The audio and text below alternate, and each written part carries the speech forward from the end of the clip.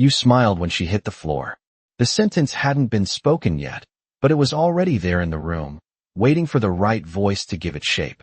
Until then, all anyone could hear was the shatter.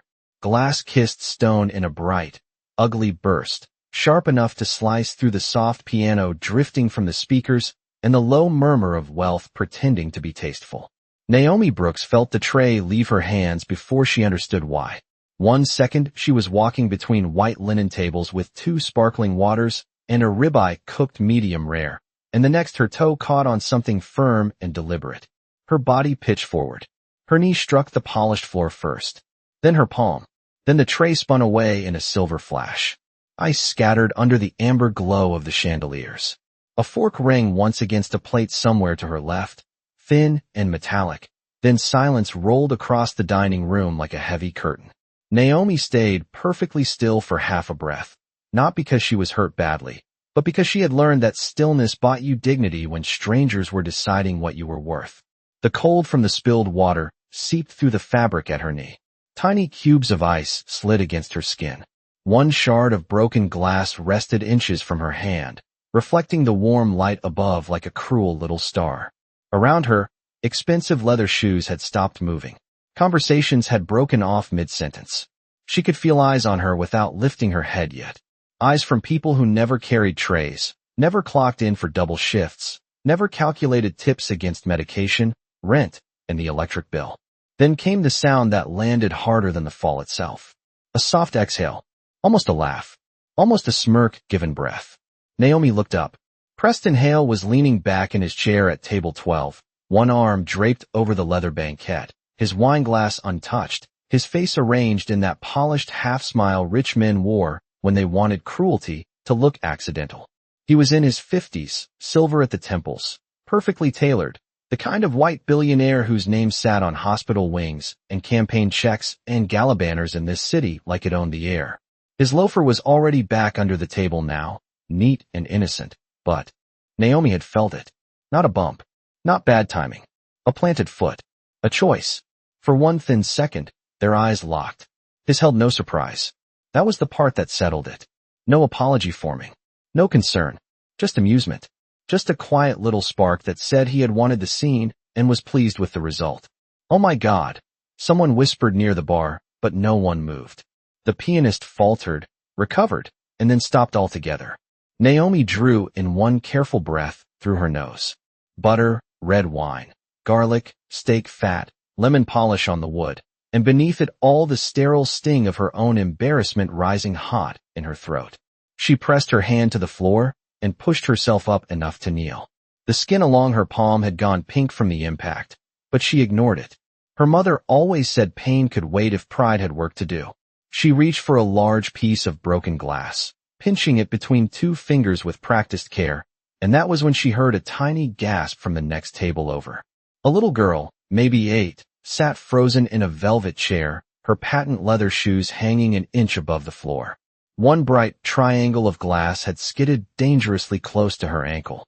Naomi moved before thought caught up. "Sweetheart, stay still for me," she said softly, her voice low and warm. The same voice she used on old men with shaking hands and little kids who were trying not to cry in public.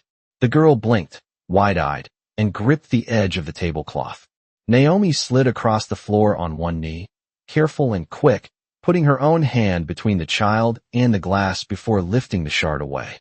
"You're okay," she whispered. "I've got it." The girl nodded once, lower lip trembling, and that was when Naomi felt another gaze settle over the scene, quieter, heavier, older. She looked up just enough to see the man seated beside the child. Broad shoulders, denim shirt under a dark blazer, a weathered face every American recognized even before the mind caught up to the eyes. Chuck Norris had been eating in peace a second ago, almost unnoticed in the golden hush of the restaurant. Now he was watching her with the kind of stillness that meant he had seen everything. Naomi looked away. First, not out of fear, out of habit. In places like this, survival often meant returning to the script before anyone accused you of rewriting it. So she gathered the broken pieces into the linen service cloth, rose carefully to her feet, and faced table 12 again. Preston Hale tilted his head, as if admiring a performance he had paid for. Then he said, loud enough for nearby tables to hear. Maybe next time, watch where you're going. A few people let out nervous little laughs, because that is what people do when power makes them cowards. Naomi felt heat bloom under her skin, but her spine stayed straight. Water dripped from the hem of her black apron onto the floor between them. The room smelled suddenly colder than before. Somewhere behind her, a server muttered her name under her breath. Somewhere near the host's stand, the manager had begun hurrying over in tight, fast steps. But in the suspended beat before anyone else spoke, before excuses and authority and fear rushed in to dress the moment up as something acceptable, one truth stood bare in the center of the dining room, gleaming as clearly as the broken glass at Naomi's feet. He had not smiled because it was an accident. He had smiled because she fell. Manager Linda Mercer arrived in a cloud of citrus perfume and controlled panic, her heels clicking hard against the stone as if speed alone could erase what had just happened. She did not look at Preston first. She looked at the floor, the broken glass, the spilled water creeping toward the leg of table 12, and then at Naomi standing there with wet knees, damp apron, and one hand curled slightly from where the tray had slammed into it. In Linda's world, appearances were emergencies. Not truth, not fairness, not who had done what, just what the room looked like and who might complain loud enough to matter. Naomi, she said under her breath, the way people used your name when they were already blaming you. What happened? Naomi opened her mouth, but Preston answered before she could. She lost control of the tray, he said, smooth as old bourbon. It happens. The lie floated out over the white tablecloth like something polished and harmless. And because he wore a $10,000 suit and a watch that probably cost more than Naomi's car, it sounded almost believable for half a second. Linda turned to him with a smile so quick and nervous it barely counted. Mr. Hale, I am so sorry. Naomi felt that apology land in the wrong place. It was not loud. It was not dramatic. But it was familiar, and that made it worse. The kind of small betrayal service workers learned to swallow because rent did not care about pride. Around them, the dining room had not fully recovered its sound. A woman near the window lifted her wineglass, but did not drink. A couple at the bar stared too openly, and then pretended they had not. One busser paused with a stack of folded napkins pressed to his chest, eyes flicking from Naomi to Linda to Preston like he was measuring exactly how dangerous honesty might be. Naomi bent and set the larger pieces of glass into the black rubber bus tub another server had quietly brought over. Her movements were steady now, deliberate. There was dignity in precision. The child at the next table, Emma, still sat very straight, both hands in her lap, watching Naomi with the solemn focused children had when they knew something unfair had happened but had not yet learned all the adult ways of pretending otherwise. Beside her, Chuck Norris remained seated, one hand resting near his water glass, his expression unreadable except for the eyes. His eyes had changed. They were no longer casually observant. They were fixed, present, the kind of attention that made a room feel smaller. Linda leaned closer to Naomi. Please go get another tray and let me smooth this over. Her voice was clipped, whispering through a smile for the benefit of nearby guests. Naomi straightened slowly. A cold drop slid from the edge of her apron to the floor. He put his foot out, she said, just loud enough for Linda to hear. Linda's face tightened for a fraction of a second, not with shock, but with calculation. Then she gave the tiniest shake of her head, the kind that said not now, not here, not against him. Preston caught enough of it to smirk. He reached for his wine at last, swirling it once without drinking, enjoying the view of a woman being managed back into silence. I do not think this is the time for excuses, he said. Some people are just not cut out for places like this. The sentence hit the room with more force than if he had raised his voice. Some people, places like this. He did not have to say race. Men like Preston rarely did. They preferred cleaner language, language with expensive cuff links on it, language that let everyone hear the insult and still call it professionalism. Naomi felt the sting of it beneath her ribs, hot and immediate. She had heard versions of that sentence since she was 16 and carrying plates at a diner off Interstate 35. Heard it from customers, from teachers, from a leasing agent who once looked at her mother's work shoes and decided the apartment was no longer available. Not cut out. Not the right fit. Not polished enough. Always the same door closing with different words. Linda gave a brittle laugh, meant to soothe money. We value excellence here, Mr. Hale. Naomi almost smiled at the cruelty of that sentence too. Excellence. As if she had not worked a double shift on a sprained ankle last Christmas Eve because another server's son had a fever. As if she had not memorized regulars' allergies, favorite bourbons, how much cream went in whose coffee, which table wanted quiet, and which wanted conversation. As if excellence had not been expected from her every minute she wore that apron. While men like Preston were free to be ugly and still be called distinguished. Emma suddenly leaned a little toward Naomi, eyes dropping to her hand. Are you hurt? She asked softly. The question was so simple it cut through everything else. Naomi looked at the child and, despite the heat in her face and the weight in her chest, gentled immediately. I am all right, she said. Thank you for asking. Emma nodded, but she did not look convinced. Chuck glanced at his granddaughter, then at Naomi's reddened palm, then finally at Preston. He still said nothing. That silence had become its own shape now. A held breath stretched across the room. Linda clapped once, too brightly. Let us get this cleaned up. Naomi, back to the kitchen. Now. Naomi stood still for one heartbeat longer than expected. Long enough to feel every eye. Long enough to understand exactly what was being asked of her. Not just to clean the mess. To carry it. To pick up the broken pieces of someone else's character. And make the dining room gleam again as if none of it had happened. She lowered her gaze to the damp floor. Then to the white napkin near Preston's chair, soaked through with melted ice and streaked pink from the reflection of the chandeliers. When she looked up again, his smile had returned, small and private, a man pleased to see the world still bending in his direction. And that was when Naomi realized the fall had not embarrassed him at all. It had entertained him. The room had gone quiet because she hit the floor. It stayed quiet because he enjoyed it.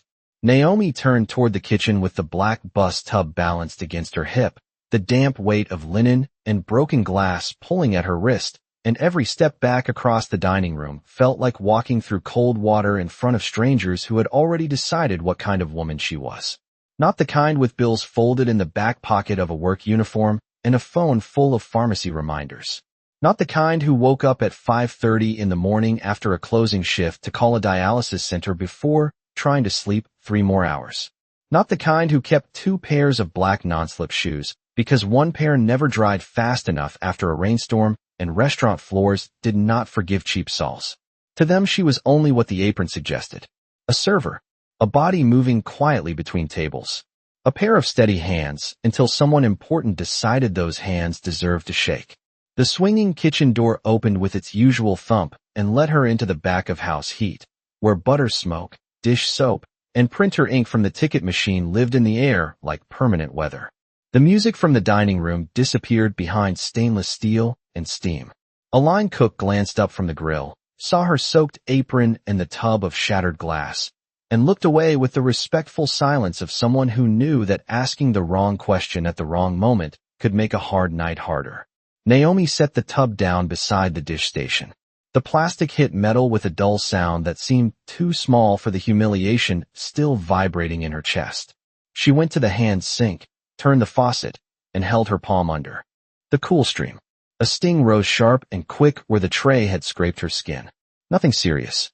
A pink scrape, a little swelling near the base of her thumb, the kind of injury that would disappear by morning but leave the memory behind. She watched the water gather, bead, and slide off her fingers into the drain.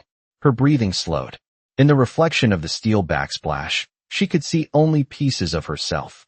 One eye, half a cheekbone, a shoulder in black uniform fabric gone darker where the water had soaked through. It reminded her of being 10 years old, standing in a department store while her mother tried on shoes she could not really afford because church heels had finally split at the seam.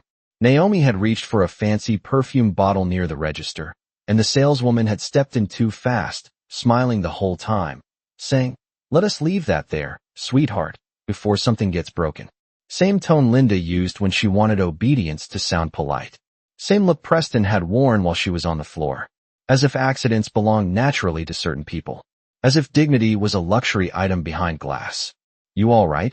asked Mateo from the prep counter without turning around.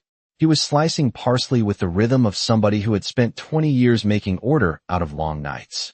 "I am fine," Naomi said automatically, because that answer had become muscle memory by the time she was old enough to drive. Mateo nodded once. He knew the difference between truth and survival and did not press. At the far end of the kitchen, the service printer started chattering again, feeding out fresh tickets in a nervous white ribbon. Table 7 wanted another round of iced tea. Table 4 needed sauce on the side. A birthday dessert was dragging. Life in the restaurant had resumed, because life in restaurants always resumed. One person's worst 5 minutes rarely stopped the machine. Naomi reached for a towel and dabbed at her apron, but the cold patch at her knees stayed put. She could still feel the polished floor against bone. She could still hear Preston saying some people are just not cut out for places like this, and it landed with the old, familiar ache of being measured by men who had never had to prove they belonged anywhere. Her mother, Denise Brooks, used to tell her that shame was a trick rich people loved because it cost them nothing and made other people do the carrying.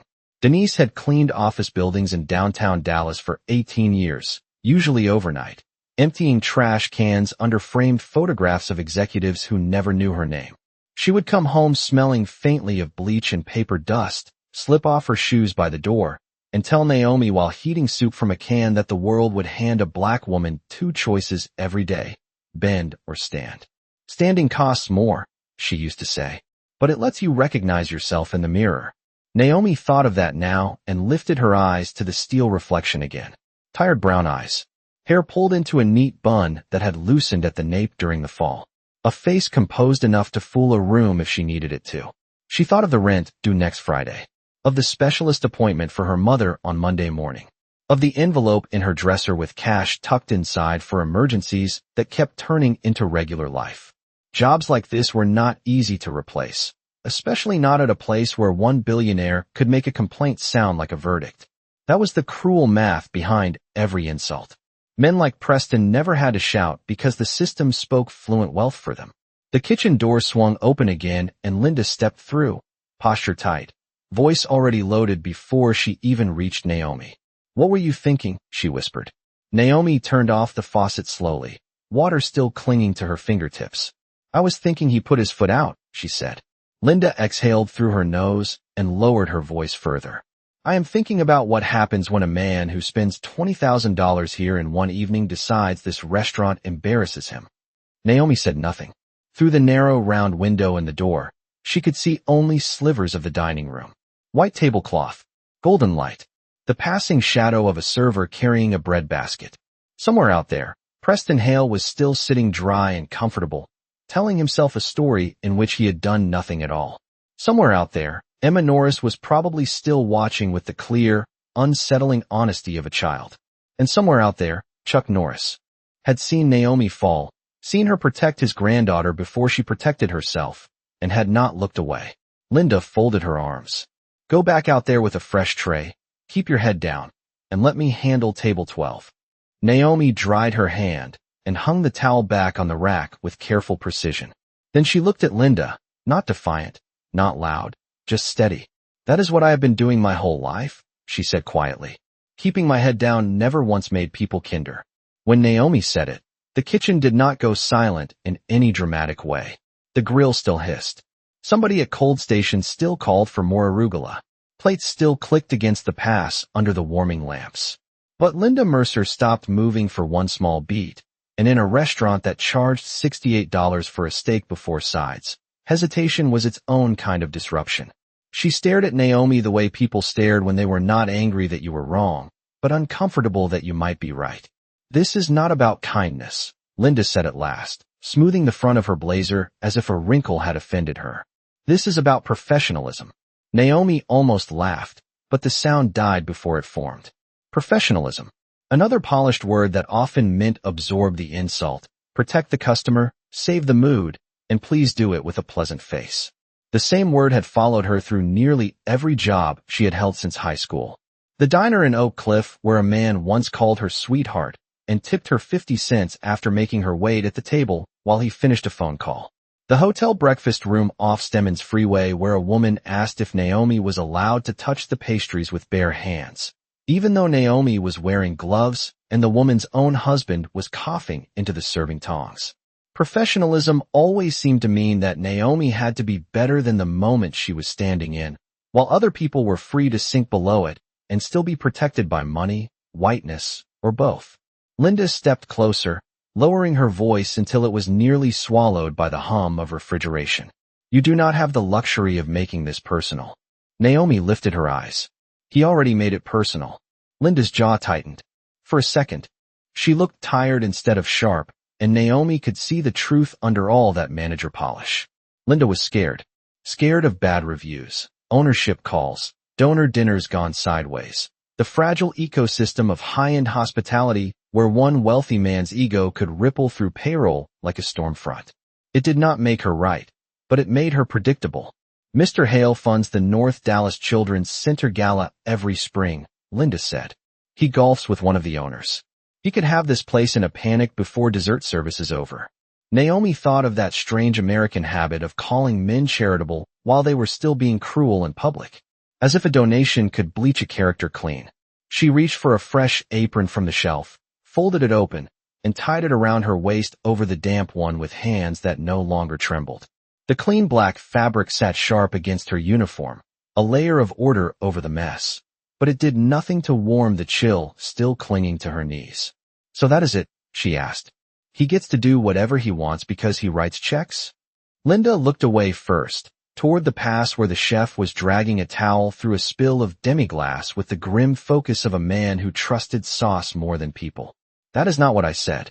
It is what this place keeps saying, Naomi answered. The words came out quiet and even, and that made them land harder. Mateo paused his knife for half a second. A dishwasher at the far sink glanced up, then down again. Nobody interrupted.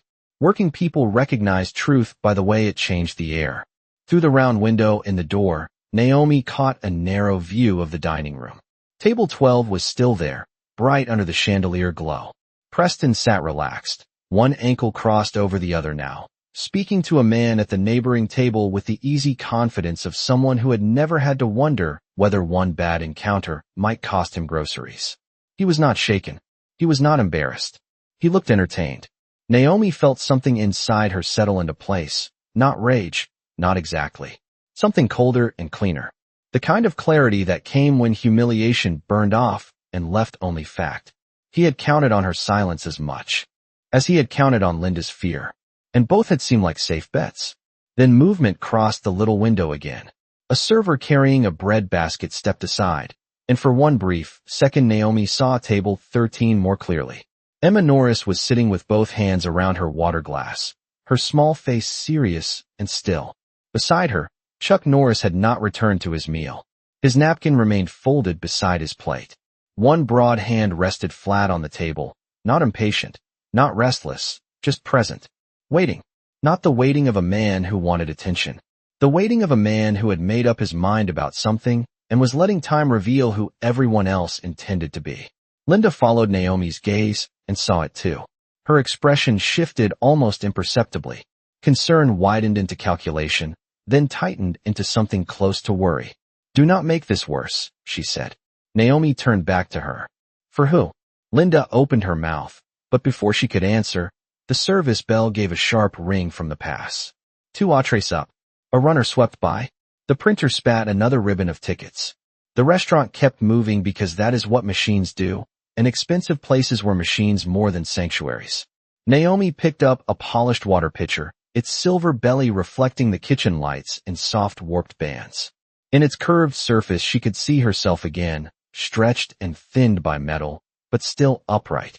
She remembered being 19 on the first day of community college, standing outside class because a professor had mistaken her for maintenance and asked her where to find extra trash liners. She had smiled then too, because young women learned early how to survive the ugly moments by making themselves easy to digest. She was older now, tired in deeper places, less interested in being digestible. Linda's voice softened, as if softness might succeed where authority had not. Naomi, please. Take table 7. Let me handle table 12. Naomi adjusted her grip on the pitcher. The steel felt cool and solid in her hand. No, she said, not loudly, just clearly. He wanted me to disappear after he humiliated me. I am not giving him that. And with that, she pushed through the swinging door and stepped back into the golden light, carrying water in one hand and the last of her patience in the other. The dining room had found its sound again by the time Naomi crossed back onto the floor, but it was thinner now, more careful, like conversation moving around a crack in glass. Silverware touched china with muted restraint. A man near the wine wall laughed half a beat too late at something his wife said. The pianist had returned to the keys. Yet even the music felt cautious, slipping through the room in soft notes that did not quite trust the air. Naomi moved past table 9 with the water pitcher balanced against her palm, her shoulders level, her face composed into the calm expression customers like to mistake for submission. She knew better. Calm was not surrender. Calm was armor that did not clatter when you walked. The hem of her uniform still carried a dark line where the spill had soaked through, and each step reminded her of the impact against the stone, but she kept her pace smooth and measured, the pace of a woman refusing to give anyone the satisfaction of seeing damage spread. At table 7, an older couple lowered their menus as she approached. They had seen enough to know something had happened, but not enough to know what to say. "More water for you both?" Naomi asked, her voice steady and warm. The woman hesitated, then nodded. "Please." Naomi filled the glasses with a controlled tilt of the pitcher, listening to the clean stream hit ice. The little domestic sound steadied her. Simple things often did. Water. Linen. The weight of a tray held correctly. Proof that the body could still obey even when the heart wanted to recoil. The man at table 7 cleared his throat. "You handled that well," he said quietly, not looking toward table 12. Naomi gave him a small professional smile. "Thank you, sir." She moved on before kindness could become pity. Pity always had a way of shrinking the person it meant to comfort. As she passed the mirrored column near the center of the room, the chandelier light slid across its surface and caught her reflection beside everyone else's. White jackets, dark suits, sparkling stemware. Her own figure cut through the center in black uniform fabric, brown skin, neat bun, and eyes that looked older than they had 2 hours ago. At table 12, Preston Hale was saying something to the man beside him. About zoning permits and a golf weekend in Scottsdale, his tone relaxed, his posture loose, as if the ugly little scene he had created had already been filed away under harmless entertainment. He did not look at Naomi right away. That almost made it worse. The confidence of a man certain the room would keep orbiting him no matter what he did. Linda stood a few feet away pretending to review a wine list with another server. But her attention stayed fixed on Naomi with the tension of someone watching a lit match near dry curtains. Naomi kept walking. She had no tray for table 12. No reason to stop there.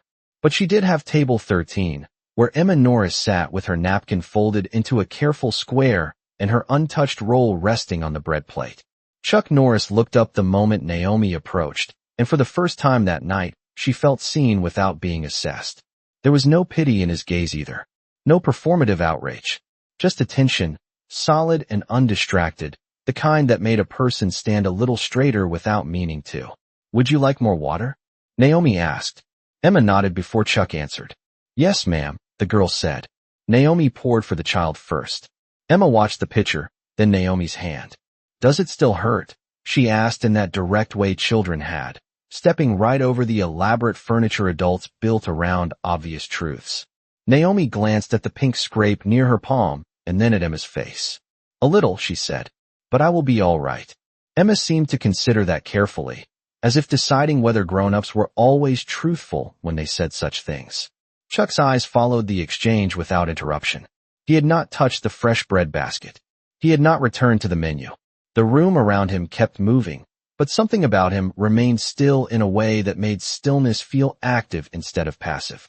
Naomi set the pitcher down on the service stand beside their table. "I am sorry your dinner was interrupted," she said. It was the sentence she was supposed to offer, the polished line of hospitality expected after any disturbance, no matter who caused it. Chuck leaned back slightly, the soft light catching the weathered angles of his face. "You protected my granddaughter before you protected yourself," he said, his voice low. "And even, that is all I noticed." The words were simple. They landed with the quiet force of truth. Naomi felt something tight in her chest loosen just enough to let breath in cleanly. From the corner of her eye she saw Linda turn, startled, because truth spoken plainly in a place built on polished evasions always sounded louder than it should. Emma reached toward the edge of the table and nudged her bread plate away from the broken glass side, as though she were replaying the moment in her mind. "I saw his foot," she murmured, almost to herself. Naomi did not answer. Her pulse gave one hard beat. Across the room, Preston finally looked over. His eyes moved from Naomi to Chuck, then to Emma, and his easy smile shifted by a fraction, not gone, but thinner now, stretched around uncertainty. He had counted on the room going soft around him, counted on staff fear, guest discomfort, and the speed with which people preferred a smooth lie over an awkward fact. But children did not understand those rules yet, and some men were old enough to be unimpressed by them. Linda started toward table 13 with the brittle urgency of a woman trying to outrun a spark. Naomi picked up the pitcher before she arrived. "Thank you," she said to Chuck, not because hospitality required it, but because gratitude felt cleaner than apology in that moment. Chuck gave one small nod, as if filing something away. Emma looked up at Naomi with wide, certain eyes. "You did not fall because you were clumsy," she said. It was not loud. It did not need to be. Preston heard it anyway. Naomi knew because his glass stopped halfway to his mouth. Emma's words did not rise above the music, but they changed the temperature of the room all the same. Naomi felt it first in the strange stillness that followed, the kind that did not belong to chandeliers or piano notes or polished silver, but to truth when it entered a place built to avoid it. Preston Hale set his wineglass down with careful precision, too careful for a man who had nothing to hide. The stem clicked once against the white linen. Linda reached table 13 almost immediately, her smile bright and tight, that polished managerial expression stretched over panic. "Everything all right over here?" she asked, directing the question toward Chuck Norris with the eager caution of someone approaching a live wire in expensive shoes. Chuck looked at her for a moment before answering. Not hostile, not warm, simply unwilling to be rushed into somebody else's version of events. "That depends," he said. His voice was calm enough to make every syllable feel deliberate. "Are you asking whether dinner is fine, or whether the truth is being handled properly?" Linda's smile faltered by the smallest degree. Naomi could see her mind moving, sorting risk, reputation, and timing into the neat mental columns that governed people in her position. Behind them, a server carrying a tray of cocktails slowed just enough to listen without appearing to stop. At the bar, two men who had been pretending not to stare gave up on pretending. Emma looked from her grandfather to Naomi, then to Linda, with the solemn patience of a child waiting for adults to catch up to what was already obvious. "The lady did not do anything wrong," she said. "She saved me from the glass." There was no drama in it. No performance. Just clean fact from a small voice. Naomi felt the edge of the water pitcher cool against her palm and tightened her grip just enough to steady herself. She had worked enough years in rooms like this to know facts did not always win. Not if fear got there first. Not if money wrapped itself around the story quickly enough. Preston rose from table 12 with the smooth confidence of a man accustomed to entering uncomfortable moments as if he were rescuing them. His jacket settled perfectly across his shoulders. He gave the room a smile designed for charity dinners and cameras. "I think we are making too much of an accident," he said, his tone easy, reasonable, almost amused. "No one wants a child upset over a misunderstanding." The phrasing was elegant in the ugliest way. Accident. Misunderstanding. Words that polished the stain without removing it. Linda turned toward him at once, grateful for the script he was offering. "Exactly," she said. "An unfortunate moment, but I am sure we can all move on." Naomi stood very still. There it was again, that pressure to return everything to comfort before truth had a chance to breathe. Move on. Clean it up. Protect the table. Protect the check. Protect the man who could afford to be careless because everybody else would be asked to absorb the cost. Chuck remained seated. That somehow made him feel larger. He rested one forearm on the table and looked directly at Preston, the way some men look at a road sign they are evaluating for accuracy. "Children know the difference between a stumble and a choice," he said. Preston gave a short laugh, polished and faintly incredulous. "Are we really doing this?" he asked. "Over a server dropping a tray?" Naomi noticed he never called her a woman. Never by her name. Always a role. Always something easier to dismiss. Emma frowned and turned in her chair. "You stuck your foot out," she said. This time the words landed farther. Naomi saw it ripple through the room in tiny human ways. A woman at the corner table lowered her fork. The bartender stopped polishing a glass mid-circle. Linda inhaled sharply through her nose. Preston's face did not collapse. Men like him rarely let it. But his smile thinned at the edges, stretched now with irritation instead of ease. "Sweetheart," he said, aiming softness at Emma the way some people offered candy to cover poison. "I think you saw it wrong." Naomi felt something harden in the room then, not anger yet, but resistance. It came from the simple obscenity of a grown man correcting a child for telling the truth when half the room had watched him enjoy the lie. Emma drew back a little at his tone, and Naomi moved without thinking. She set the pitcher down and crouched slightly beside the table, keeping her voice gentle. "You do not have to say anything else," she told the girl. "You have already been brave." Emma looked at her with wide eyes and nodded once. The gesture was small, but it carried a quiet dignity that made Naomi's throat tighten unexpectedly. Chuck's gaze shifted to Naomi then, and something in his expression changed, deepened, as if her kindness under pressure confirmed what he had already begun to suspect.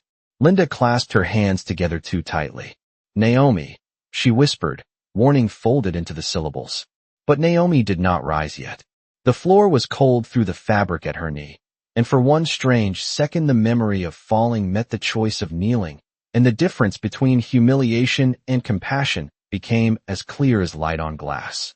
One had been forced on her. The other was entirely her own.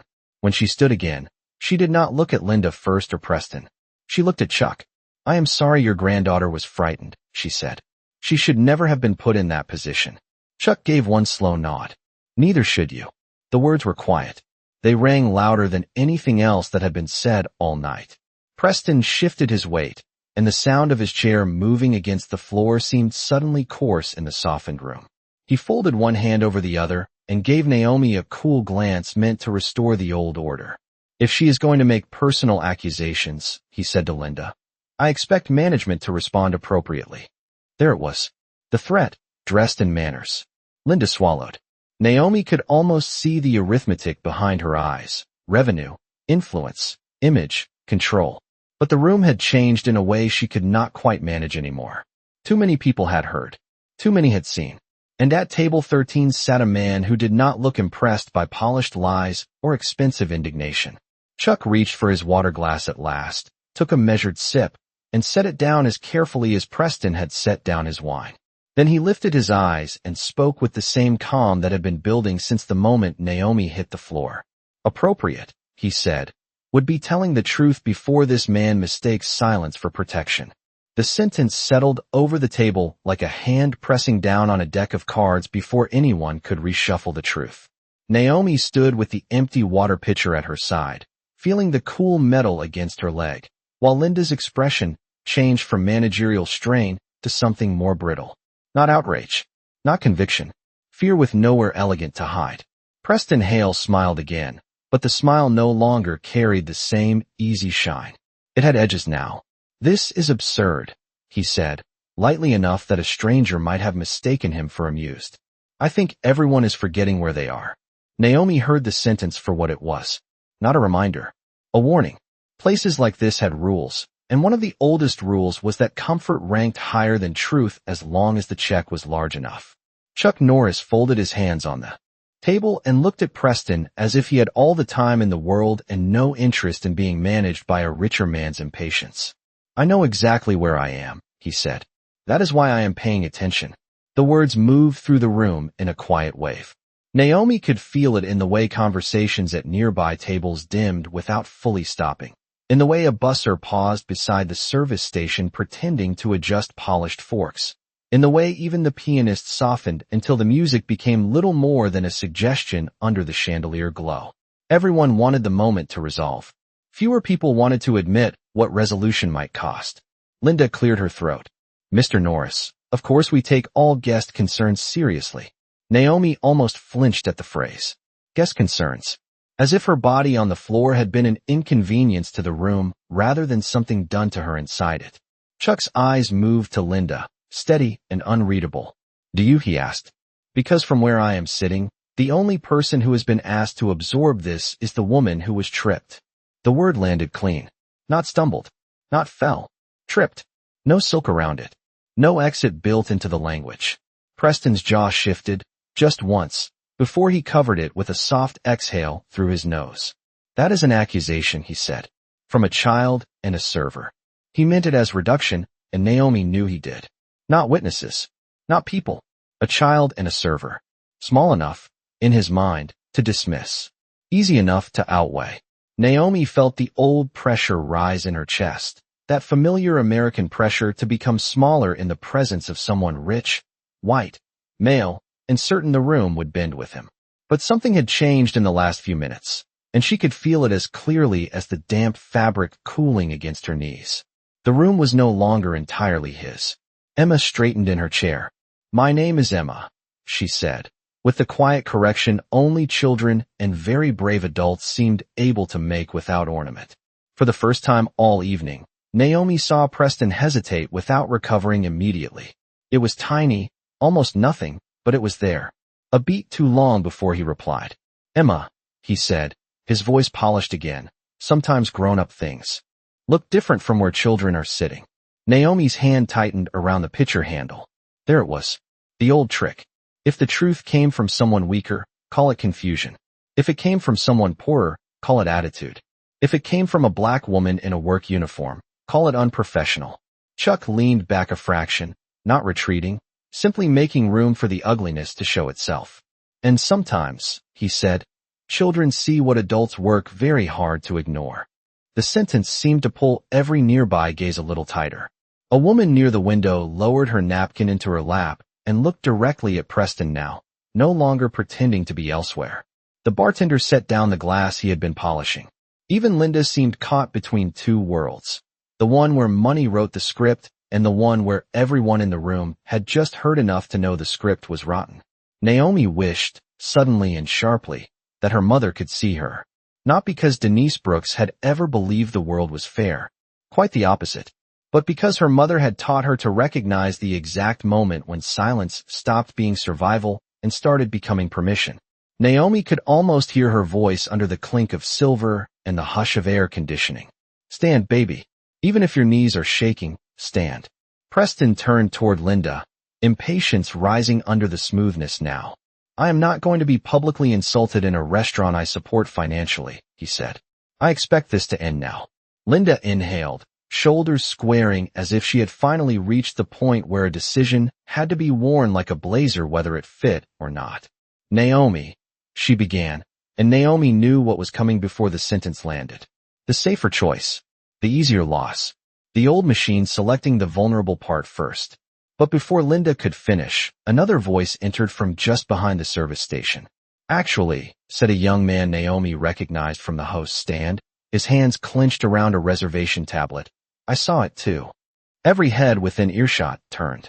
The host, Ethan, was barely 21, fresh-faced, usually careful to disappear into perfect courtesy the moment tension rose on the floor. His tie was slightly crooked, as if he had adjusted it 3 times and failed all 3. His face had gone pale. But he stepped forward anyway. "I was seating table 10, he said, looking at Linda first, then forcing himself to face the room. Mr. Hale moved his foot out after she passed the first chair. "I thought maybe I saw it wrong at first," but then he smiled. Naomi felt the air leave her lungs in a slow, stunned breath. One witness could be called mistaken. A child could be dismissed. But a second voice changed the shape of the room. Preston looked at Ethan with a kind of chilled disbelief reserved for people who had spent their whole lives assuming lower-paid staff would protect power out of habit. "You should be very careful," he said quietly. It was not shouted. It did not need to be. The threat was in the softness. Ethan swallowed, but he did not step back. "I am being careful," he said. "That is why I am telling the truth." Linda's face lost color. The room, which had spent the last 10 minutes trying not to choose a side, had finally run out of neutral ground. Naomi looked from Ethan to Emma, then to Chuck, then briefly to the mirrored column where the chandelier light broke across the glass in trembling gold. A server. A child. A host. 3 people Preston would have overlooked in a heartbeat. 3 people he had counted on to stay quiet. Chuck rose then, not abruptly, just enough for the movement to register everywhere at once. The scrape of his chair against the floor sounded small, almost gentle, but it silenced the last surviving pockets of conversation in the room. When he stood, he did not loom. He simply occupied the space with the unmistakable gravity of a man who had no interest in letting cowardice dress itself as order. "Looks to me," he said, eyes fixed on Preston, "like the wrong people have been asked to be careful tonight." Chuck's chair settled behind him with a soft scrape that seemed to pull the whole dining room into a single line of attention. Naomi stood a few feet away, the empty pitcher still in her hand, and for the first time since she hit the floor, she no longer felt like the smallest person in the room. Not because her knee hurt less, not because the stain on her apron had disappeared, but because the lie was starting to lose oxygen. Preston Hale felt it too. Naomi could see it in the minute change around his mouth, in the way his fingers pressed once against the stem of his glass before releasing it, in the coolness that entered his face when charm stopped working and control had to do the heavy lifting by itself. "This is becoming ridiculous," he said. "I came here for dinner, not a performance." He let his gaze slide over Naomi, Ethan, and even Emma with the same dismissive smoothness, as though all three existed on the same lower shelf of human importance. Then he turned to Linda. "If management cannot protect guests from this kind of disruption, I can assure you ownership will hear about it." There it was again, polished intimidation dressed as etiquette. Linda's hands clasped so tightly at her waist that the tendons stood out pale under the restaurant lights. Naomi saw the battle in her face as clearly as if it had been spoken aloud. Revenue against conscience. Access against fairness. The old American equation that somehow kept being called professionalism when it mostly meant deciding who was easiest to sacrifice. Chuck did not raise his voice. He did not step closer. He simply stayed where he was, one hand resting lightly on the back of his chair, and answered with a calm that made every word travel farther. Disruption started when a man with more money than character put his foot in front of a woman carrying a full tray and smiled when she fell. A breath moved through the room. Not loud, not dramatic, just collective and unmistakable. The sentence had done what everyone else had been afraid to do. It named the moral shape of the thing. Naomi saw a woman near the bar lower her eyes in shame, perhaps for having laughed nervously earlier, perhaps for having remained still when stillness had cost someone else more. At table 10, the older couple Naomi had served a few minutes earlier exchanged a look that no longer tried to hide judgment. Ethan remained near the host's stand with the reservation tablet tucked to his chest like a shield, pale but upright. Emma sat very still, both hands folded in her lap now, watching the adults with that serious, wounded patience children wore when they discovered how often grown people tried to polish wrong into something acceptable. Preston gave a tight little laugh. "That is a colorful story," he said. "But stories are not facts." "No," Chuck replied. "But witnesses are." The room held. Naomi could feel her pulse in the scrape on her palm. Linda finally turned to Ethan. "You are certain about what you saw?" she asked, and the question came out too quickly, too carefully. The voice of a woman hoping certainty might still blur if she looked at it from enough angles. Ethan swallowed. "Yes, ma'am," he said. "I saw Mr. Hale extend his foot after Miss Brooks passed the first chair. I saw her catch on it. A server drops a tray," he said with renewed smoothness. "This has gone far enough." Naomi felt the old instinct tug at her then, the instinct to let it go, to survive the shift, to keep the paycheck, to make tomorrow possible. Her mother's medication did not care about justice. The electric company did not accept dignity in place of dollars. Around something harder and less polished than irritation. Naomi saw it clearly now.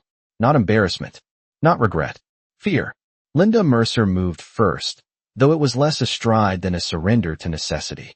She gave one clipped instruction to the assistant manager at the bar, another to a passing server to keep entrees moving, then turned toward the corridor that led to the office in the back, where the security monitor sat in a little room that smelled faintly of toner, stale coffee, and panic. For a beat, nobody followed. The whole dining room seemed to hover in the aftershock of her decision, as if everyone understood that once truth was asked for by name, comfort could not keep pretending to be innocence. Then Chuck Norris pulled out Emma's chair with quiet care. "Stay here with your lemonade," he told her gently. "I will be right back." Emma nodded, solemn as a child in church, and folded both hands around the glass without taking a sip. Naomi watched Linda disappear past the hallway arch and felt her own body become suddenly heavy, as though the choice to speak had cost more than silence for reasons she had not fully measured until now. Her palm still stung. The scrape at her knee had tightened under the damp uniform fabric. But it was not pain that made her feel unsteady. It was possibility. Possibility was dangerous when you lived paycheck to paycheck. Possibility could turn into justice, but it could also turn into consequences, and consequences always seemed to arrive faster for people like her. Preston Hale remained standing beside table 12, though he no longer looked like a man enjoying a private joke.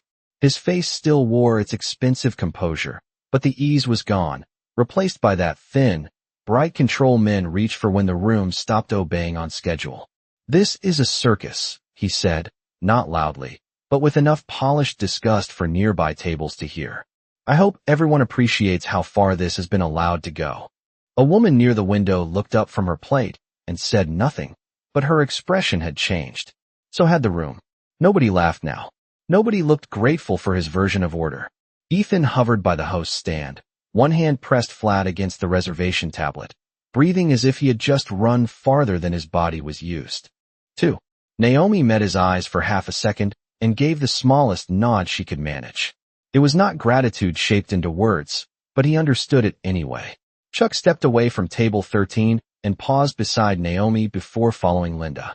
Up close, he smelled faintly of cedar soap and the cold night outside, a steadiness that felt strangely out of place among butter, red wine, and polished money. "You all right?" he asked. It was the same question Emma had asked, but in his voice it carried no expectation that she make the room comfortable with her answer. Naomi drew in a breath. "I do not know yet," she said honestly. Chuck gave one slow nod, as if honesty was a language he respected more than reassurance. "That usually means you are standing in the middle of something important," he said. Then he walked toward the back corridor, not in a rush, not performative, simply certain. Naomi watched him go and thought of all the men she had known who mistook volume for strength. Chuck had not raised his voice once. He had not puffed himself up, had not reached for spectacle, had not tried to rescue her in a way that erased her own courage. He had simply refused to let power rename what happened. There was something almost holy in that kind of restraint. Linda reappeared at the hallway entrance a moment later and motioned stiffly for Chuck and Naomi to follow. "Mr. Hale as well," she called, because now that truth was being measured, even she knew the room would not forgive a private version of it. Preston hesitated, just once, before picking up his jacket from the back of the chair and draping it over his arm. "Of course," he said with clipped dignity, as if he were consenting to a mild inconvenience rather than being escorted toward a reckoning. Naomi set the empty pitcher on the service station and followed them toward the back. As she passed the mirrored column again, she caught her reflection in fragments. Black apron doubled at the waist, shoulders pulled level, brown eyes darker than usual, jaw set not in anger, but in effort. She barely recognized herself. Not because she had changed into someone fearless, but because fear had stopped choosing for her. The corridor to the office felt colder than the dining room, the carpet muting. Footsteps, the walls lined with framed wine certificates and charity plaques that suddenly seemed ridiculous. All those symbols of taste and generosity hanging above a moment that had revealed how cheaply decency was often traded. The office door stood open. Inside, the monitor glowed blue-white over a desk scattered with invoices, reservation books, and a half-eaten protein bar in its wrapper. The air conditioner vent hummed softly overhead. Linda moved to the screen with stiff efficiency and called up the camera feed from the dining room. The footage was grainy but clear enough, high and angled from above the wine display. Table 12 appeared in sharp little geometry. White cloth, dark chairs, candlelight, the shining path between tables where Naomi had walked with the tray. Linda scrubbed back 30 seconds. Naomi heard her own heartbeat then, not in a poetic way, not as metaphor, but literally, hard and quick in her ears, louder than the vent, louder than the faint clatter from the kitchen beyond the wall. Preston stood near the desk, one hand in his pocket, his face arranged into practiced boredom. Chuck remained by the door, arms easy at his sides, Emma's grandfather and no one's spectacle. Ethan slipped in behind them without being asked, small and pale and determined to see the thing through now that he had stepped this far. Linda pressed play. There was Naomi on the screen, moving between tables with the tray balanced steady and level. There was Preston at table 12, leaning back, turning his head at just the right moment. Then, unmistakably, his legs slid outward into the aisle. Not an accident. Not a flinch. Not a shift in comfort. A deliberate extension timed to the second. Naomi on the screen caught it and went down. The tray flashed. Glass burst. And then, even in the grainy blue cast of security footage, there it was, the smile. Small. Immediate. Satisfied. Nobody in the office spoke. The monitor washed them all in cold light while the scene finished unfolding. On screen, Naomi moved toward Emma, shielding the child from the broken glass before she even looked at her own hand. On-screen, Preston remained seated, watching. Linda froze the frame on his face, perhaps by accident, perhaps because her hand had gone weak. In that still image, his expression was impossible to misread. No concern, no surprise, just pleasure. Naomi felt something inside her. Go very still. All evening, she had been carrying the humiliation of being doubted, the old exhaustion of knowing exactly how the world often handled women like her, especially black women in uniforms, especially when the man across from them had money and practiced ease. But the monitor stripped all that fog away. The truth was not complicated. It had never been complicated. It had only been inconvenient. Preston exhaled through his nose and looked away from the screen first. This proves nothing about intent, he said, but even he sounded as though he heard how weak it was. Linda did not answer. Ethan stared at the frozen frame as if he needed to memorize it in case the world tried to change it later. Chuck looked at Preston for a long, quiet moment, and then finally spoke, his voice low enough that no one could mistake it for theater. That smile did not happen by accident. For a long moment, nobody in the office moved. The frozen frame on the monitor held Preston Hale's expression in blue-white light, that small satisfied curve at the corner of his mouth now stripped of charm, context, and all the excuses wealth usually bought on demand. Naomi stood with one hand resting against the edge of the desk, feeling the fake wood grain under her fingertips, and let the silence settle where humiliation had been. It did not heal anything. Her knee still ached. Her palm still stung. She still had a mother waiting on medication and a paycheck that could not afford heroics. But the silence had changed shape. It no longer belonged to shame. It belonged to evidence. Linda Mercer swallowed and looked from the screen to Preston, then back to the screen as if hoping the image might somehow soften if she gave it another chance. It did not. The security camera had none of the dining room's bad habits. It did not care how much a man donated, how often he tipped, whose campaign he funded, or how carefully he wore civility over contempt. It only recorded what happened. Preston shifted his weight and adjusted the jacket over his arm with a measured, irritated motion, the last clean gesture available to a man whose control had begun to leak at the edges. You cannot infer intent from a frame, he said. I'm moved. She fell. A photograph catches strange moments. His tone still aimed for authority, but Naomi heard the strain under it now, heard the faint desperation of someone used to shaping reality with confidence and discovering too late that confidence was not the same as innocence. Ethan stared at him with a kind of young disbelief that had not yet learned to hide itself. Linda finally pressed play again. The clip ran once more from the beginning. Naomi walking smoothly with the tray. Preston turning his head. The leg extending. The body falling. The smile arriving before the glass had even finished scattering. This time Linda let the footage continue a few seconds longer, until Naomi on the screen moved toward Emma and shielded the child from the broken glass with her own hand. That detail seemed to hit the room differently now. Truth had a second layer. Not just his cruelty. Her character. Naomi had not defended herself first. She had protected a little girl. Chuck Norris watched the replay without blinking. When it ended, he did not look at the monitor. He looked at Linda. You have enough, he said. Not a suggestion. Not pressure. Just facts spoken plainly. Linda exhaled the way people do when they realize the thing they were trying to outrun has already arrived. Yes, she said quietly. Preston let out a short, disbelieving laugh. Enough for what? To humiliate a paying guest because a few people decided to build a story around a clumsy server? The old contempt returned then, brighter because it was cornered. Naomi felt the words land and slide off somewhere outside her this time. That was new. He was still trying to place her beneath him, but the footage had broken something in that hierarchy. He could insult her role all he wanted. The monitor had already shown who acted with dignity and who did not. Linda turned fully toward him, and when she spoke, something in her voice had shifted. The fear was still there, but it no longer ran the sentence. Miss Brooks was not clumsy, she said. You extended your foot into the aisle. Naomi blinked once. Linda had finally used her name correctly. More than that, she had said the truth without curling it in soft language. Preston straightened. Be very careful, he said. I have relationships with the owners of this restaurant that go back years. Chuck remained by the door, one hand resting lightly on the frame, his face calm in that deeply unsettling way that comes from a man who is not impressed by threats disguised as social standing. And she has a relationship with the floor you put her on, he said. One of those things matters more tonight.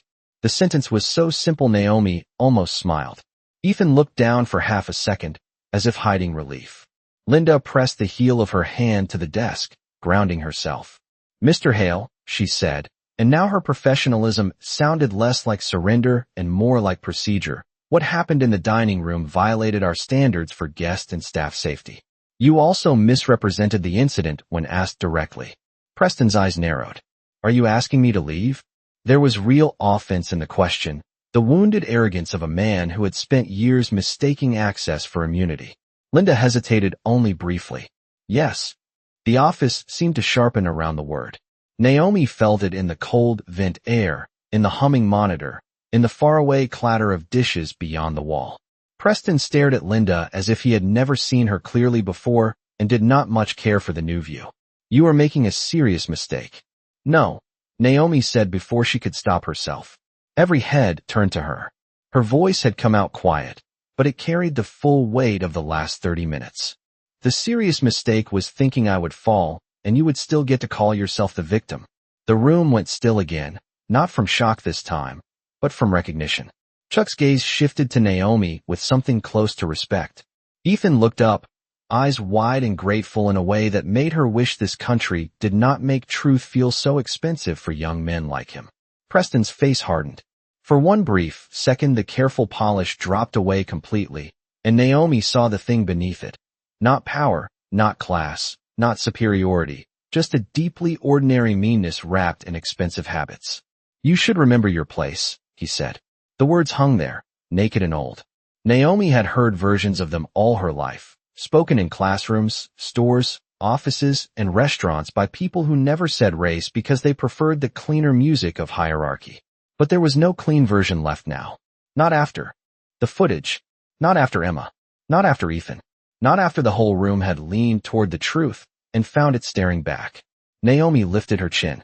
The fluorescent office light caught the damp edge of her apron and the scrape on her palm, the ordinary evidence of a hard night's work and one man's cruelty. I know my place, she said. It is not beneath your foot.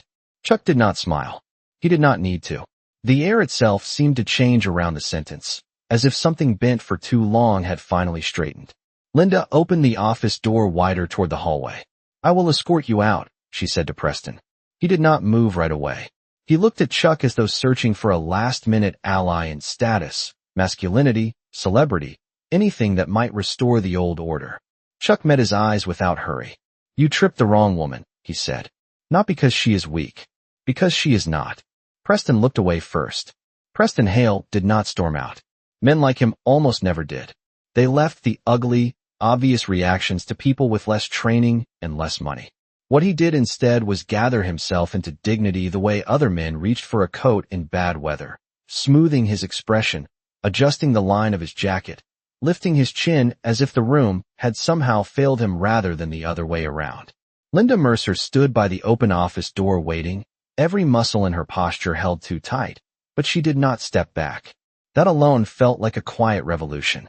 Naomi remained where she was near the desk, her hand still resting against the faux wood edge, feeling the cheap laminate beneath her fingertips, as if she needed one ordinary thing to stay steady while the rest of the night kept changing shape. Ethan hovered just behind her shoulder, silent now, looking both younger and braver than he had 20 minutes earlier. Chuck Norris had not moved from the doorway. He did not block it. He did not need to. His calm had become the strongest object in the room. Preston gave Naomi one final glance, long and cool, and threaded with the old expectation that she would lower her eyes first. She did not. Something in his face registered that small refusal and disliked it more than the footage. More than Ethan, more than Emma. Men like him could survive being caught. What they struggled to survive was losing the private little hierarchy they thought nature itself had written for them. You have made a serious error in judgment, he said to Linda, though his gaze never fully left Naomi. You are siding with staff over a guest with a documented history of supporting this establishment. Linda took a breath. Naomi could see she was still afraid, but fear no longer had the microphone. I am siding with what the camera showed, she said. And with the fact that Miss Brooks protected a child while you protected yourself. The words seemed to surprise Linda even as she spoke them, as though the truth had been waiting in her throat longer than she knew. Preston's jaw tightened. For a second, he looked as if he might argue again, escalate, call owners, threaten lawyers, reach for every polished weapon men like him carried in their pockets. But the office was too small now for performance. The footage still glowed on the monitor behind Naomi's shoulder, frozen on the frame that had ruined his preferred story. And outside that office, a dining room full of paying witnesses had already felt the tide turn. He could not talk his way back to innocence because innocence had left the room without him. He gave a short nod that contained no humility. Very well, he said. I will remember this. Chuck's voice came low and even from the doorway. That would be a first. It was not loud. It did not bite. But it landed with a quiet precision that stripped the air clean. Ethan looked down to hide a startled breath that might have become a laugh. Linda almost closed her eyes for 1 second, as if part of her had needed someone else in the room to say what she had not yet earned the courage to say herself. Preston looked at Chuck with the brittle hostility of a man discovering that fame could not always be recruited to stand beside power. I would advise you not to make this personal, he said. Chuck tilted his head slightly. A woman was humiliated in public, then asked to carry the shame for it. That was personal long before I stood up. Naomi felt those words in her chest like warmth after cold.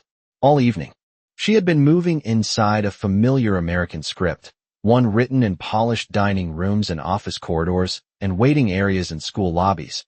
A script where a black woman's pain became inconvenience the moment a richer white man decided his comfort mattered more. She had known that script so long she could recite it without looking. Tonight, for the first time in a long while, she was watching it break apart while she was still inside it. Linda stepped aside and gestured toward the hall. Mr. Hale. Preston hesitated, then started toward the door. As he passed Naomi, he slowed just enough to let the silence between them carry the insult he no longer had the room to say out loud. She smelled his cologne, something expensive and woody and dry, the scent of boardrooms and private clubs and men accustomed to being forgiven before they apologized. He stopped beside her and said quietly, "This will not help you in the long run." Naomi turned her head and met his eyes fully. The fluorescent light above the office door flattened everything, took the glamour out of his features, showed the fatigue at the corners of his mouth and the anger he could no longer wrap in charm. "It already has," she said.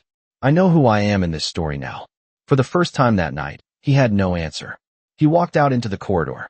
Linda followed half a step behind, shoulders squared, as though escorting him through that narrow strip of carpet required every ounce of courage she had left. Chuck remained for a beat longer. The office felt strangely quiet without Preston in it, as if his absence removed not just a person but a pressure. Ethan let out a breath he had clearly been holding and sat down on the edge of the extra filing chair for 1 second before standing again, embarrassed by his own legs. Naomi looked toward the screen once more. There she still was in grainy blue light, arms moving toward Emma before she had even checked her own hand. The sight caught her unexpectedly. All night she had been surviving the fall. She had not yet allowed herself to see the other truth in it. Even hurt, even humiliated, her first instinct had been care. Not because she was soft, because she was strong in the one-way cruelty. Never seemed to understand. Chuck glanced at the frozen image and then at Naomi. "You kept your footing where it counted," he said. Naomi gave a small breath that almost became a laugh, though it came out rough with exhaustion. Did not feel that way on the floor. Chuck's mouth moved, not quite a smile, more an acknowledgement of hard-earned honesty. "The floor only tells you where your body landed," he said. "Character tells you where you stood." Ethan nodded quickly, as though the sentence had reached him too. Naomi looked at the young host and saw the tremor finally returning to his hands now that the hardest part had passed. "Thank you," she said. He shook his head at once. "I should have spoken sooner." Naomi knew that feeling. The endless inventory of what courage might have looked like 5 minutes earlier, 1 hour earlier, 5 years earlier. But shame was greedy. It always wanted more than it deserved. "You spoke when it mattered," she said. Ethan swallowed and nodded, eyes bright with relief and something like respect. From the dining room beyond the hall came the faint return of music, the murmur of guests trying to resume their evening while knowing it would not quite be the same. Linda's voice drifted back, distant and formal, escorting Preston toward the front. The office air conditioner hummed overhead. The protein bar wrapper on the desk rustled gently in the vent. Ordinary things, carrying on. Naomi straightened slowly, feeling the pull at her knee, the ache in her palm, the exhaustion beginning to settle into her bones now that adrenaline was loosening its grip. Chuck stepped aside from the doorway. "Emma is waiting," he said. "I think she would like to see that you are all right." Naomi nodded. As she moved toward the hall, she paused once more beside the monitor and looked at the frozen version of herself bent toward the child. In the cold light of the screen, with broken glass around her and a man smiling nearby, she looked small. But she did not look defeated. She looked like someone reaching instinctively for what was right, even while the room had been deciding whether she was worth protecting. Naomi touched the scrape on her palm with her thumb, then turned off the monitor. Some truths no longer needed replaying. When Naomi stepped back into the dining room, the light felt warmer than the office had, but the room itself had changed in a way chandeliers could not soften. People were speaking again, though quieter now, their voices careful around the edges as if everyone understood they had just watched something larger than a restaurant dispute and did not quite know how to resume discussing Cabernet pairings and weekend plans. Table 13 came into view first. Emma was still sitting exactly where Chuck had left her, lemonade untouched, napkin folded with almost ceremonial neatness. The little girl's face changed the moment she saw Naomi. Relief moved across it openly, with none of the polished restraint adults trained into themselves. "You came back," Emma said. Naomi smiled despite the heaviness in her bones. "I said I would be all right," she answered, and this time the words felt closer to true. Emma slid carefully off her chair and stood beside the table, small hands clasped together in front of her dress. For a second, she looked as if she wanted to hug Naomi, but had not yet learned whether grown-ups in public places allowed softness without permission. Naomi solved it by lowering herself a little, ignoring the protest in her knee, and saying gently, "You were very brave tonight." Emma's shoulders lifted in a tiny, uncertain shrug. "I was scared," she admitted. "Brave people usually are," Chuck said as he came up beside them. Naomi straightened and looked at him. He had returned from the hallway with the same measured calm, but something lighter lived under it now, not triumph, not self-satisfaction, just the quiet steadiness of a man who had seen the truth stay standing. Linda followed a few seconds later. She did not announce herself. She simply approached the table with her hands loosely folded, no clipboard, no managerial smile, no false brightness. Naomi had never seen her look so stripped of performance. "Miss Brooks," she said, and her voice carried an unfamiliar humility. "I owe you an apology." Naomi studied her face. The fear was still there, but underneath it now was something more difficult and more human. Shame, maybe, or recognition. Linda glanced briefly at Emma, then back at Naomi. "I was too concerned with protecting the room," she said. "And I should have protected you. In another life, in another kind of story, that sentence might have fixed everything." Naomi knew better than that. Apologies did not pay overdue bills or erase years of being told to be smaller so others could feel taller. But this one mattered for a different reason. It had cost Linda something to say it in front of witnesses. Cost her certainty, maybe comfort, maybe the illusion that neutrality had ever been clean. Naomi let the silence breathe before answering. "Thank you for saying it." Linda nodded once, as if she knew gratitude was not absolution. "I have already documented the footage and notified ownership," she said. "Mr. Hale is no longer welcome here." The words fell into the candlelit air with quiet finality. Nearby tables pretended not to hear and failed. A woman at table 10 glanced down into her wineglass as though studying its color could spare her from openly acknowledging the justice of the moment. "Ethan," back at the host's stand, looked over and then quickly away, but Naomi caught the small, startled pride in his face. Chuck pulled out Emma's chair and waited for her to sit again before taking his own. Then he looked up at Naomi with the kind of directness that never felt invasive. Have you eaten tonight? The question startled her. Not because it was intimate, but because it was practical. Kindness often revealed itself through the smallest useful things. Naomi realized, with a sudden hollow ache, that she had not. Not really. Half a dinner roll near the kitchen an hour earlier. 2 sips of iced tea gone warm. Adrenaline had filled every other space. Not yet, she said. Chuck glanced at Linda. Then she should sit down for a minute. Linda opened her mouth. Instinct probably reaching for schedules and sections and the fragile choreography of dinner service, then stopped. Yes, she said. She should. Naomi almost laughed at the sheer unfamiliarity of hearing a restaurant manager approve rest in the middle of a busy shift. She did not sit, though. Not yet. There was still a rhythm in her body, insisting on completion, on carrying something through. Let me bring your entree first, she said to Chuck and Emma. Then maybe I will. Chuck regarded her for a second, then gave one slow nod, respecting the dignity inside the refusal. Fair enough. Emma brightened a little. Can I still have the mashed potatoes? The ordinary sweetness of the question touched something tender in Naomi that had been braced. All evening. Absolutely, she said. Extra butter? Emma nodded with sudden seriousness. Please. Naomi turned toward the kitchen, and as she walked she became aware of the room, watching her differently now. Not with pity. Not with the careless curiosity that had followed her fall. Something quieter. Something closer to regard. The mirrored column caught her reflection again, but this time when she passed it she did not search herself for damage. She saw a woman in a black uniform. Yes, apron still damp at the edge, knee aching, hand scraped, hair slightly loosened at the nape. But she also saw someone who had not disappeared when humiliation asked her to. In the kitchen, Mateo lifted the plated ribeye from the pass and glanced at her face only once before understanding enough. You good? He asked. Naomi took the hot plate carefully, feeling the warmth gather against her palms through the towel. Getting there, she said. Mateo nodded like a man who knew healing rarely arrived all at once. She carried the food back out through the swinging door. Butter, seared beef, black pepper, roasted asparagus, a cloud of steam rising into the golden light. She set the plate before Chuck, then Emma's smaller dish with the promised mashed potatoes, smooth and pale under a square of melting butter. Be careful, the plates are hot, she said. Her voice sounded like her own again. Emma looked up. Thank you, Naomi. The use of her name, clear and deliberate, nearly undid her. Naomi smiled and stepped back. Chuck reached into the inside pocket of his jacket and placed a business card on the table beside his fork. He did not slide it toward her with drama. He just set it there as naturally as a napkin. When your shift ends, he said, call the number on that card if you want. There are people I know who fund staff education programs and legal support for workplace discrimination cases. No pressure, just options.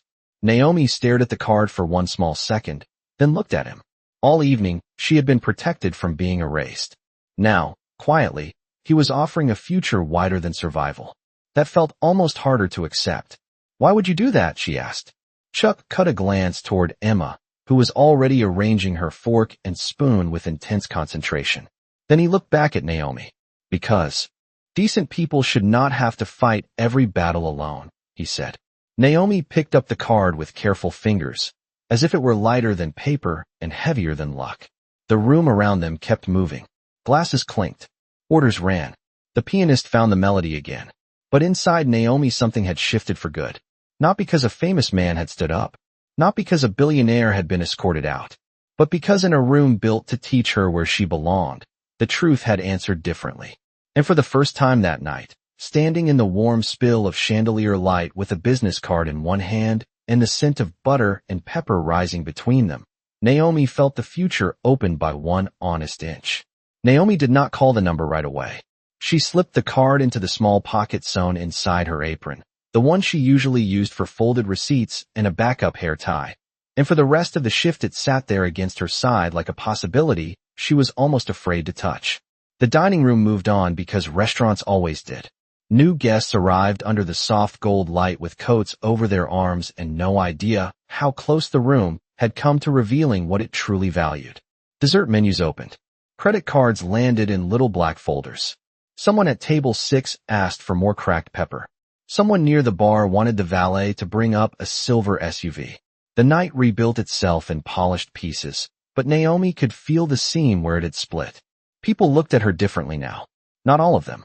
Some still avoided her eyes, the way people avoided mirrors after seeing something they did not like reflected back. But others met her gaze with quiet respect, and those looks landed softly, like warm hands after cold rain. Linda cut Naomi's section in half for the final hour and told her to take a 10-minute break in the back, the words awkward in her mouth as though generosity were a language she had not practiced enough to pronounce cleanly. Naomi accepted without making a performance of forgiveness. In the service hallway, she sat on an upside-down milk crate near the linen shelves, sipped cold water from a paper cup, and listened to the muted heartbeat of the restaurant through the walls, dishes clattering, footsteps crossing tile, the printer chattering out fresh demands. Her knee had stiffened, and when she rubbed it through the black fabric of her uniform, she could still feel the exact place where polished stone had met bone. But underneath the ache there was something steadier now. Not triumph. Not relief exactly. A return to herself. She thought of her mother again, Denise Brooks, who would be awake in front of the television by now with the volume low and a heating pad across her lap, waiting for Naomi's text that said she was on her way home. Denise had lived her whole life around people who mistook endurance for permission. She would understand tonight better than anyone. Naomi could already hear her saying, slow and certain, see? They can look down on you all they want, baby, but eventually they still have to answer to what kind of person they are. When Naomi returned to the floor, the restaurant was easing into its final stretch. Candle flames burned shorter in their glass cups. The piano had turned softer, almost sleepy. Emma had finished her mashed potatoes and drawn a lopsided horse on the paper backing of her children's menu. Chuck had eaten half his steak and pushed the plate away the way people did when conversation had nourished them more than dinner. As Naomi approached with the check folder, Emma held up the drawing. It is for you, she said. Naomi took the paper with careful fingers. The horse was all legs and heart, with a handwritten note in crooked letters at the bottom. Thank you for helping me. Naomi smiled so suddenly and fully that her cheeks ached with it. I am keeping this, she said. Emma looked pleased in the deep, uncomplicated way only children could. Chuck opened the check folder, glanced at the total, and then set down a card. You know, he said, almost lightly, my granddaughter is going to tell this story very differently from the adults. Naomi tilted her head. How is she going to tell it?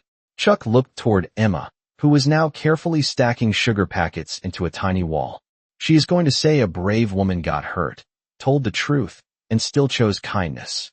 Naomi looked down at the drawing in her hand. It had been a long time since anyone had described her life, in a way that sounded like strength instead of strain. Linda appeared a moment later to close out the table herself, but before she could reach for the folder, Chuck lifted one hand slightly. This stays with Naomi, he said. Service should end with the person who gave it. Linda paused, then nodded and stepped back. It was a small thing, a procedural thing, but Naomi recognized the deeper grace inside it. He was refusing to let her be erased from the final moment the way power so often erased the labor that held the whole room together. She ran the card, brought back the receipt, and placed the pen beside it. Chuck signed without flourish, then folded the merchant copy closed. Naomi did not look at the tip amount right away. She had learned long ago that money could turn strange if stared at too early. But when he stood and she picked up the folder, she saw the number and had to catch her breath. It was enough to cover her mother's medication for the month and still leave room for groceries. Not extravagant by billionaire standards perhaps, but precise in a way that felt thoughtful instead of performative. Attached to the receipt was a handwritten note in block letters, for the woman who kept her character on the floor. Naomi read it once, then again. Her vision blurred for one quick, embarrassing second. She blinked hard and pressed the receipt flat with her thumb. Emma came around the side of the table and hugged Naomi around the waist without asking this time. Naomi froze only a second before gently resting a hand between the child's shoulder blades. Emma smelled faintly of shampoo and butter. I am glad you came back, the little girl whispered. Naomi swallowed against the thickness in her throat. "Me too," she said. Chuck waited while Emma let go, then held out his hand. Naomi looked at it for a fraction of a second before taking it. His grip was warm and steady, nothing theatrical in it, just one human being honoring another. "Call that number," he said, "even if all it gives you is one less closed door." Naomi nodded. "I will." He tipped his head once, then guided Emma toward the front. The host stand light caught them as they passed, throwing soft reflections across the glass entryway. Ethan opened the door for them with a face that still carried traces of the courage he had spent tonight. Emma turned once before stepping into the cool Dallas night and waved with her whole arm. Naomi waved back, still holding the child's drawing in one hand and the signed receipt in the other. When the door closed, the dining room settled around the absence they left behind. No applause, no speech, just the hush of silver, low music, and candlelight returning to their places. Naomi stood for a moment beside the table that had become something more than a table and looked down at the white linen, the half-empty water glass, the butter knife resting neatly across the bread plate. Ordinary things again, but not empty ones. She tucked the drawing carefully into her apron with the business card, smoothed the edge of the tablecloth, and lifted the check folder against her chest. The room still smelled of pepper, wine, and polished wood. Her knee still hurt. Her shift was not quite over. The world outside had not magically become fair. But as she stood there in the soft gold light, listening to the piano drift like a last kind thought across the room, Naomi knew something had changed that would outlast the bruise, the shift, and maybe even the job. A man with money had tried to make her feel small. Instead, he had forced the whole room to measure the difference between status and decency. And when the night was finally quiet enough to hear what remained, it was not his voice that stayed with them. By the time Naomi untied her apron, the restaurant had slipped into that strange hour after close when luxury looked tired without witnesses. The chandeliers still glowed, but softer now, reflected in empty wine glasses and polished silver waiting to be rolled away. Chairs stood upside down on tables in the far section, their dark legs pointing toward the ceiling like quiet punctuation marks at the end of a long sentence. The pianist had gone home. The last of the kitchen noise came in fading bursts through the swinging doors, a pan set down, a dishwasher rack sliding shut, someone laughing too hard from sheer exhaustion. Naomi stood alone for a moment beside the service station and let the night settle into her body. Her knee throbbed in a slow, dull rhythm. The scrape on her palm had tightened. Her shoulders felt packed with the weight of trays, glances, decisions, and swallowed words. But under all of it ran something steadier than pain. She reached into her apron pocket and touched the corner of Emma's drawing, then the smooth edge of Chuck's business card, as if confirming they were real and not just objects her tired mind had imagined into existence because it needed proof that decency still happened in public. Linda emerged from the office carrying a slim folder against her chest. Without the dinner crowd, without the managerial mask sharpened for paying guests, she looked older and smaller and more honest. She stopped a few feet from Naomi, not close enough to presume intimacy, not distant enough to hide behind professionalism. "I finalized the report," she said. "Ownership has the footage, the witness statements, and my recommendation." Naomi leaned one hip lightly against the station counter. "What recommendation?" Linda looked at the linen napkins stacked beside the register rather than at Naomi at first. "That what happened was targeted misconduct," she said, "and that we need mandatory staff protection procedures, not just guest service protocols." Naomi absorbed that in silence. It was not redemption. Policies did not undo bruises. Training modules did not erase the old instinct to protect wealth before truth. But systems only changed when someone inside them finally admitted what they had been built to overlook. Linda lifted her eyes then. "I also requested that your shift tomorrow be covered, with pay." Naomi almost refused out of habit. Years in service had taught her that rest always came with a bill attached somewhere. But tonight she could feel the limits of her own body clearly, and there was dignity too in accepting what was fair. "Thank you," she said. Linda nodded once. She still seemed unsure what belonged after an apology, after a failure, after witnessing herself too clearly. "I should have seen it sooner," she said quietly. Naomi thought of the office monitor, of the frozen smile on Preston's face, of how many people needed a screen before they believed what black women learned to read in half a second. Maybe, she said, but you saw it before the night was over. Linda took that in with the expression of someone receiving less mercy than she wanted and more than she deserved. Then she handed Naomi the folder. Inside was a printed incident summary, a copy of Ethan's statement, and an envelope with cash from the tip pool adjustment and the remainder of Chuck's gratuity after processing. Tucked behind it was a note in Linda's careful handwriting. Your work has always had dignity. I am sorry it took a crisis for me to say it. Naomi stared at the line longer than she meant to. Not because it fixed anything, but because plain recognition was so rare it almost startled her when it appeared. She closed the folder gently. Good night, Linda. Good night, Naomi. Linda left first, heels soft against the carpet, office key ring chiming faintly at her side. The front lights dimmed another shade. Naomi changed out of her work shoes in the locker area and slipped on her old sneakers, the right heel worn down from long bus walks and rushed mornings. She shrugged into her denim jacket, tied her hair back again, and stepped out through the employee exit into the Texas night. The air carried that dry, lingering warmth Dallas kept even after midnight, with a trace of asphalt, watered landscaping, and distant traffic. The parking lot lights painted everything in pale amber. The row of waiting cars, the clean lines of the building, the little islands of decorative grass trying their best against concrete. Naomi stood there for a second and breathed. Inside, all evening, the air had smelled like butter, bleach, wine, and polished wood. Out here it smelled like freedom and fatigue. Her phone buzzed in her pocket. A text from her mother. You off yet? Naomi smiled and typed back with sore thumbs. Just got out. I am coming home. A second bubble appeared almost at once. Proud of you for making it through another day. Naomi looked at the words until the parking lot blurred a little. Her mother did not know the half of it yet, but somehow she had still sent exactly what was needed. Naomi tucked the phone away and started toward the bus stop at the edge of the service road. Halfway there, she paused under the glow of a street lamp and pulled Emma's drawing from her pocket again. The paper had softened from body heat. The little horse looked even more lopsided under the amber light. All heart and awkward legs and earnest effort. Thank you for helping me. Naomi ran her thumb lightly over the crooked letters. That was the part that stayed with her most. Not the billionaire's smirk. Not the office confrontation. Not even the security footage. What stayed was that in the middle of humiliation, her first instinct had still been protection. She had not become cruel just because cruelty was nearby.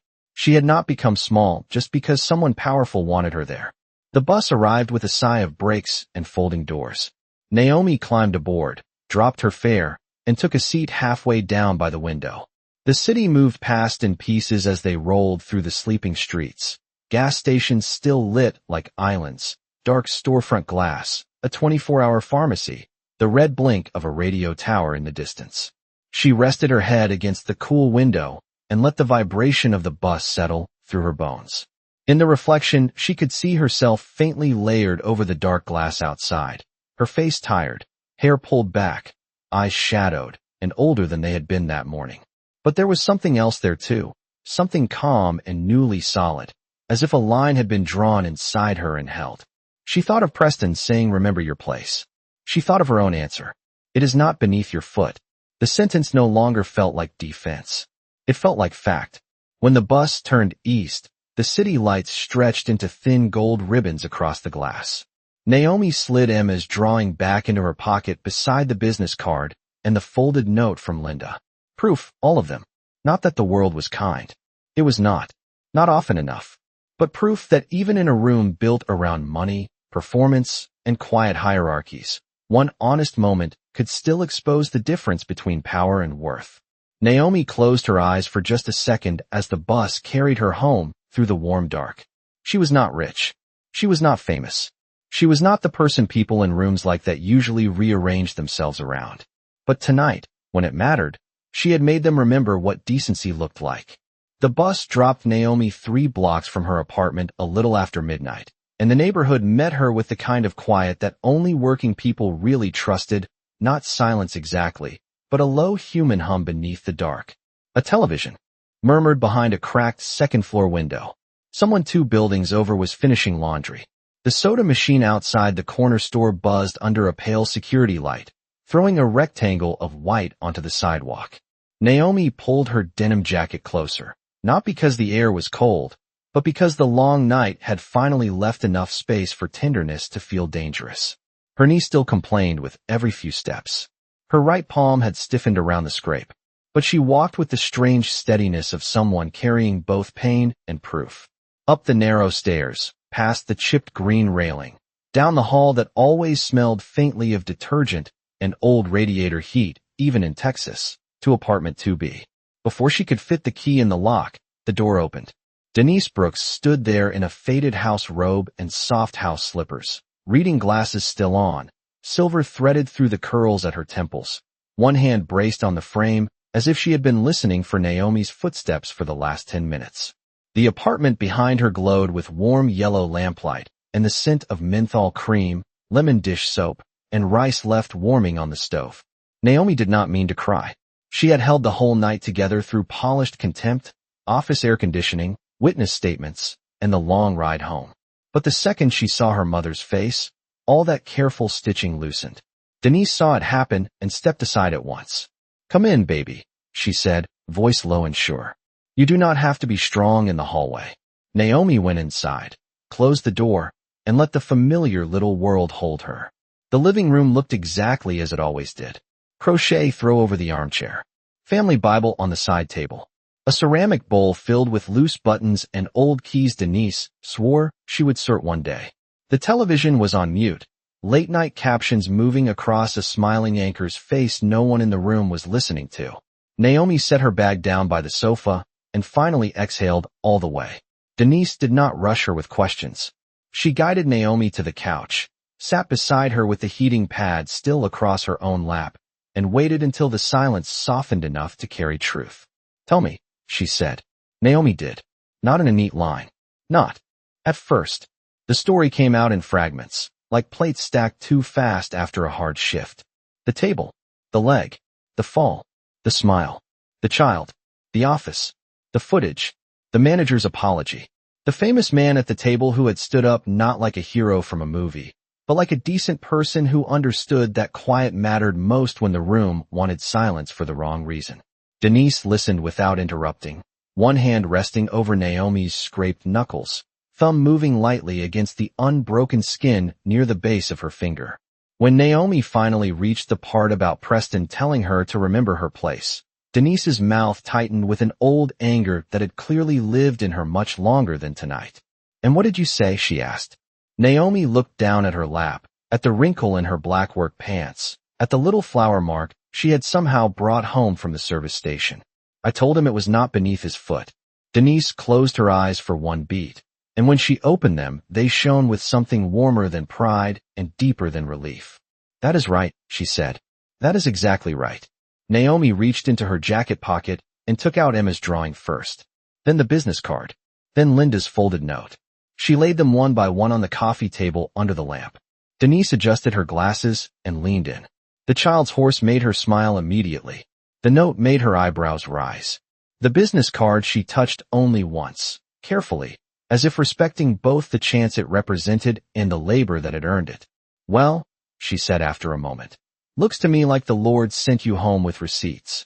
Naomi laughed then, a tired cracked laugh that still managed to feel clean. It broke the last of the pressure in her chest. Denise stood slowly, joints protesting, and went to the kitchen. She came back with a plate of reheated rice and smothered chicken, steam lifting in pale curls, and set it in Naomi's hands. "Eat first," she said. "Dream later." So Naomi did. The food was simple and perfect, peppery and warm, the kind of meal that told the body it had survived the day and was allowed to belong somewhere. Denise listened as the rest of the details found their order. Ethan. Speaking up. Linda finally seeing. Chuck's quiet offer. The tip that would cover the medication this month. The drawing. The note on the receipt. The little girl's hug. By the time the plate was empty, the story had changed shape in the telling. It was still about humiliation, yes. Still about a rich white man who had believed a black woman could be made small for sport and then expected the room to protect him from consequence. But now it was also about something else. The witnesses who chose truth. The manager who chose accountability, even late. The child who saw kindness clearly. The mother who could identify dignity by sound alone. Denise gathered Naomi's plate and returned with a damp washcloth for her hand. She cleaned the scrape gently, the way she had done when Naomi was 8 and 12 and 19, never making a ceremony out of care, just doing what love did when it had work to do. "You know what I think?" she said, dabbing carefully at the edge of the wound. Naomi leaned back against the sofa and let the warmth of the apartment reach the places the restaurant never could. "What?" Denise folded the cloth over once in her lap. "I think that man spent his whole life believing money made him the biggest thing in any room. And tonight he found out character takes up more space." Naomi looked at the coffee table again. The child's drawing. The note. The card. Thin little pieces of paper, hardly anything at all, and yet somehow heavier than the whole night that had led to them. Outside, a siren passed somewhere far off, fading quickly. The apartment building settled with its usual creaks. In the kitchen, the stove clicked as it cooled. Denise switched off the television, and the room became softer at once. Naomi rose, slow with her aching knee, and went to the window. From the second floor, she could see the parking lot below, washed in amber light, a moth circling one of the bulbs, a grocery cart abandoned near the curb, the ordinary midnight geography of working-class America. Nothing glamorous, nothing polished, but honest. Behind her, Denise moved quietly around the living room, folding the throw, turning off the lamp by the armchair, leaving the small one on by the couch. Naomi rested her fingertips against the cool glass and looked out. Into the night a moment longer. Somewhere across town, chandeliers had dimmed over white tablecloths and polished wood. Somewhere a billionaire was probably still angry that the world had not bent back into place for him. Somewhere a little girl might already be asleep, dreaming in the simple moral language children use before adults complicate it. Naomi stood there with the reflection of the apartment faint over the dark window, her own face layered with lamplight and shadow, and felt the truth settle at last. She had gone to work to carry plates and make rent. She had come home with something harder to earn and easier to lose. Not victory, not revenge, something better. Proof that dignity could survive public humiliation. Proof that kindness was not surrender. Proof that when cruelty asked a room to look away, sometimes one person, then two, then five, remembered how to be human.